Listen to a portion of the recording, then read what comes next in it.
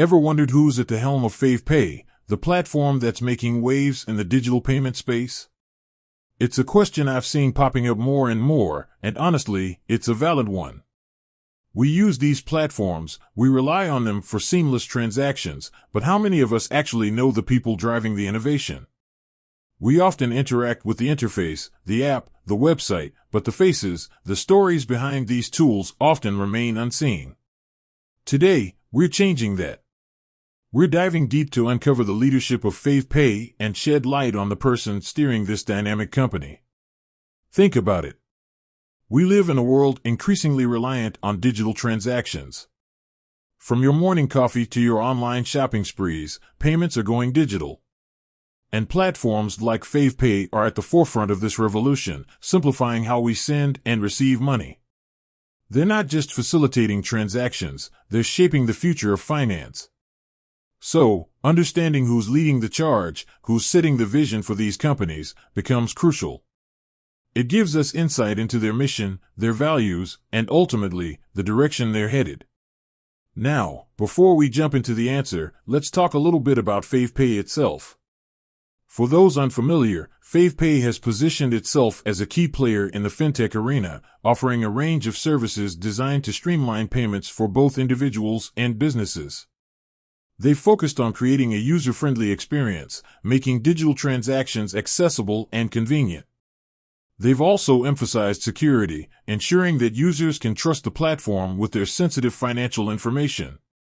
This focus on user experience and security is a hallmark of successful fintech companies, and it speaks volumes about the leadership behind them.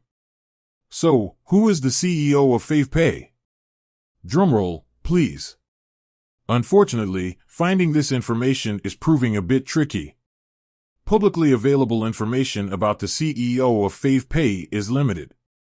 While the company maintains a presence online and promotes its services, details about its executive leadership are not readily accessible. This can be a common occurrence with privately held companies, where information about leadership is not always shared publicly. However, this lack of readily available information also highlights the importance of transparency in the fintech sector. Users entrust these platforms with their financial well-being, and having access to information about the leadership team is a key component of building trust. This brings up an important point about the digital age. While we celebrate the convenience and innovation of fintech, we also need to be mindful of transparency and accountability. Knowing who is responsible for these platforms, who is making the decisions that affect our financial lives, is essential. It's not just about putting a name to a face, it's about understanding the values and vision driving the company. It's about ensuring that these platforms are operating with integrity and prioritizing the needs of their users. While we haven't been able to definitively name the CEO of Favepay in this particular search, this exploration highlights the need for greater transparency in the fintech industry. It encourages us to ask these questions and to seek out information about the leadership of the platforms we use.